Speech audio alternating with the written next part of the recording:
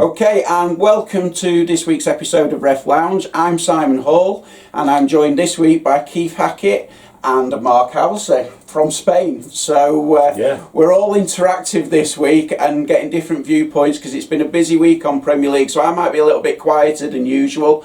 We're going to mention VAR because, in my opinion, my words with Keith, and I spoke briefly with Mark, is I think it's digressing. I think it's going backwards. Yes. The way that VAR is being used, and I think it's starting to really impact on the referees now and their confidence on how they're going.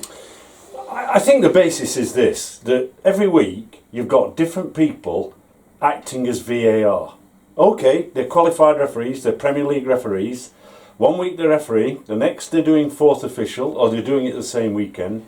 But then they're going to the office, maybe a week, or in 2 weeks, or in 3 weeks, doing the VAR role.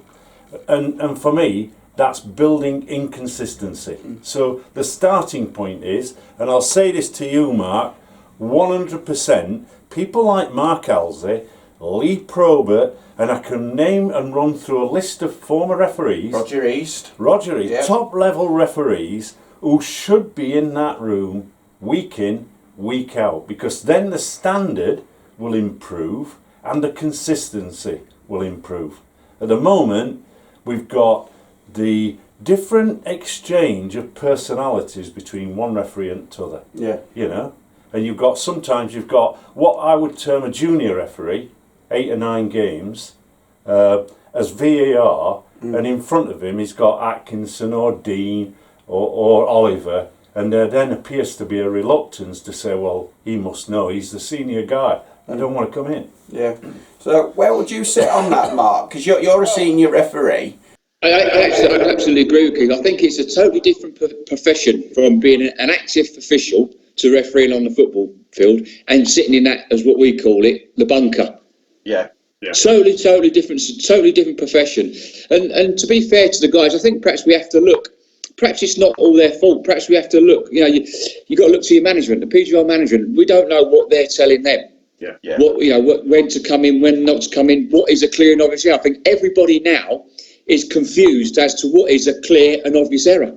I mean, we see many clear and obvious errors over the weekend, and we're going to talk about them. Yeah. That VAR haven't come in and got involved on. And that leads because of the Liverpool-Bournemouth game, if without that shove in the back, Gomez doesn't overrun the ball. No, yeah. Listen, I think you're looking at that incident, and you look at Paul Tierney, and to be fair to Paul, he's not in the ideal position. He's not got that ultimate viewing angle as we look for when there's perhaps possible errors by referees. We look at their reading, their anticipating of play, their fitness. Have they got the ultimate viewing angle? And on this occasion, he hasn't. But his assistant, Stuart Burt, has, because he's looking straight at it. He's got a great side-on view. Why hasn't Stuart Burt got involved? Why has he not come in and got involved? Because it is a clear push. We've seen many goals disallowed this season for little pushes when a cross has come over from a corner and the centre-forward's headed it in, or he's just slightly touched the goalkeeper. So, once again, we've got inconsistency within holding and pushing offences. Yeah, so for me, it's a clear foul. Stuart Burt got involved, and VAR can check it. So I'm amazed. I mean, we were told that it wasn't a clear and obvious error made by the match official. Well, I'm sorry, that is a clear and obvious error. Yeah. But what I wanted to get onto is I was very surprised after Liverpool got their second goal. Jurgen Klopp and his actions.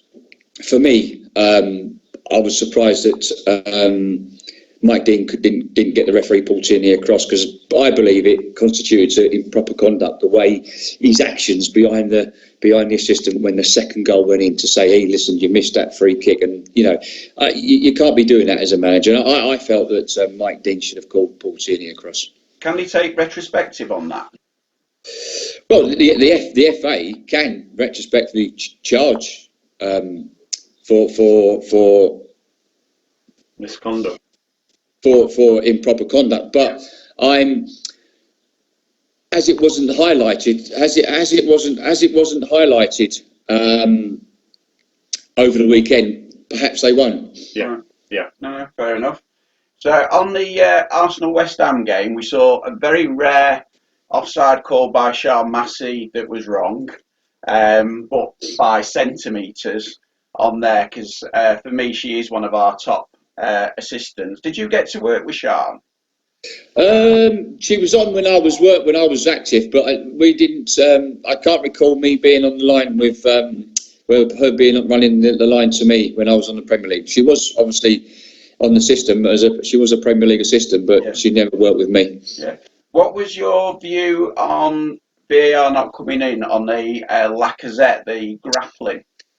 Yeah, listen, once again, you have to look, was it a clear and obvious error? And for me, it started out the box and it continued into the box. So, it looked a clear penalty to me, and you can understand why Lacazette was very annoyed with the referee. Yeah, well, I had a different view on this. That as a grassroots referee, so I'm going to put this to you, Keith, on here, my view is I felt they were both at it, because when you actually see Lacazette's arm, it's round, and they seem to let go at the same time. So my view at first was like, it's literally one of those, you both are it, get on with it. You can't do that, Simon. In principle, it's this, that an offence is being committed, okay, 6 of one, half a dozen of the other, you've got to give a foul. Right. So my view is, in that situation, if you're unsure, you give the free kick to the defending team. But for me, having looked at this a couple of times, VAR should have come in and said that's a penalty kick, because the guy's grappling. And I think Mark's touched on this inconsistency within refereeing at the moment in terms of upper body fouls. They're letting too much to go. The Burnley one, straight in the back, it's an easy penalty kick. Yeah. This one, they're easy. So for me, I think that we're ignoring these upper body fouls, and the referees are not looking for them, or they're just ignoring them. Yeah. Can I just come in there, guys? I understand what you're saying, Simon, but I think Lacazette, what he's trying to do is trying to get him off him, because he's all over him, and what he's doing is putting his arm out to try and get him away from him. And in those situations, the referee's not looking at the situation, and you've got to be aware of what's going on around you the whole game. You have time to, yes, the play's out on the left, but there was no challenges coming on, so you can use that gaze vision. So you're looking to the left, you're seeing, there's no one going to tackle him. I can just have a look, see what's going on in the middle or what's going on behind me.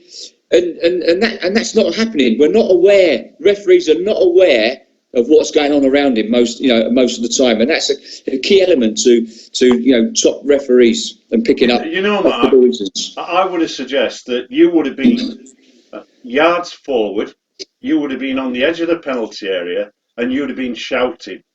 Yeah, absolutely. Because this is what we're not seeing in referees. Yeah. They don't understand or don't appear to use the verbal admonishment or warning during the course of play.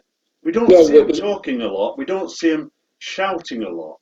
That's part of the management process. We're seeing a lot of robotic refereeing, aren't we, at present? Yeah. And that's not what it's all about. It's not a science, it's an art. Refereeing is an art, not a science. Yeah. And it's important and it's imperative that referees have to engage with the players. Yeah. You can smile, you can laugh, you can joke with them, but they like that, but you get the respect when they know you're getting the key match decisions correct, and you're picking up all the little niggles through the game because you're talking to them all the time. Yeah. I think that's a good point, because I've watched a couple of grassroots non-league games in the last week, and the one that I was at last week, the referee never spoke to the players at all. The assistants never spoke. The actual players were actually asking questions, and I saw one even try and have a laugh, and there was nothing there. There was nothing.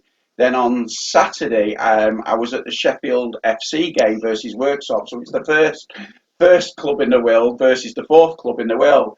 And the referee on there, he was all smiles, laughing, joking, but they knew every single decision and why he'd given it. It was so clear. And the game was fantastic, and you could see the difference between two referees. Yeah, but that's right. And when you need to stamp your authority on the game, you do, and then they accept that. Yeah, and then 100%. You get their respect and you get their trust in that 90 minutes. Yeah.